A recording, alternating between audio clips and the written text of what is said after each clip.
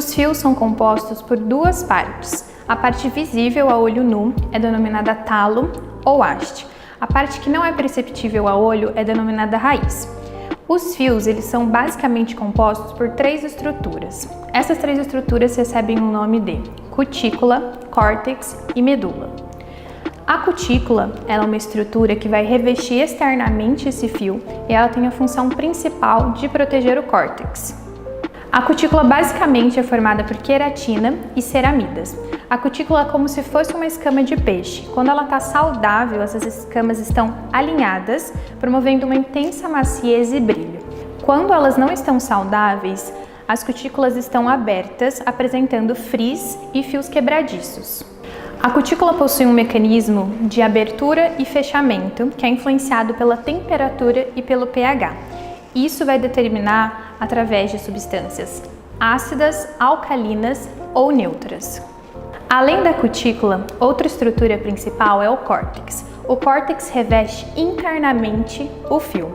O córtex tem como função as características de definir elasticidade, força, a melanina que vai dar cor para o fio, resistência, entre outras características específicas do córtex.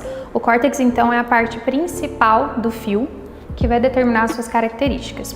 O córtex, ele tem como se fosse uma programação na qual permite com que quando nós penteamos os fios ou os cabelos, ele aumente em até 50% o seu tamanho e retome o seu tamanho inicial sem que exista qualquer tipo de agressão aos fios, devido à elasticidade que está presente no córtex. A terceira estrutura componente dos fios é a medula. A medula é um tubo denso, rico em queratina, que vai estar acoplada, vai estar ligada ao bulbo. Das três estruturas, a medula é a única que vai estar ligada com o bulbo. O ciclo de crescimento dos fios vai variar de cliente para cliente, porém todos os ciclos são compostos por três fases. A fase anágena, ela marca o início do ciclo de crescimento, onde os fios vão estar ganhando espessura, comprimento, textura. A fase anágena, ela vai ter uma alta nutrição devido a um excelente metabolismo da raiz. A segunda fase é a fase catágena. Ela tem como característica principal uma fase de repouso. Por que repouso? É nesse momento que o fio ele para de crescer, porque ele já está queratinizado, então o metabolismo da raiz ele fica reduzido, porque o fio já está praticamente pronto.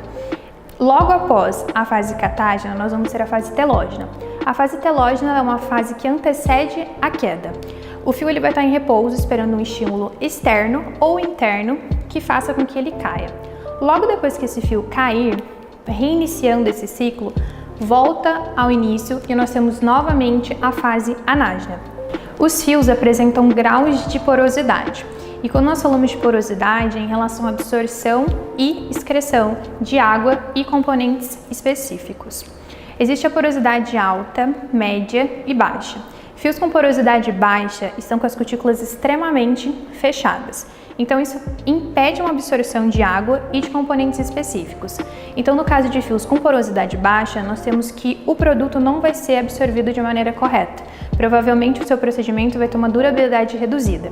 Quando falamos de porosidade média, intermediária, nós estamos falando de fios saudáveis, cutículas semi-abertas, onde tem absorção de água e de componentes específicos. Quando nós falamos de porosidade alta, os fios que possuem a cutícula extremamente aberta, ou seja, além de ter uma alta absorção de água e componentes específicos, também tem alta perda. Então nós falamos que esse fio é um fio que não está saudável.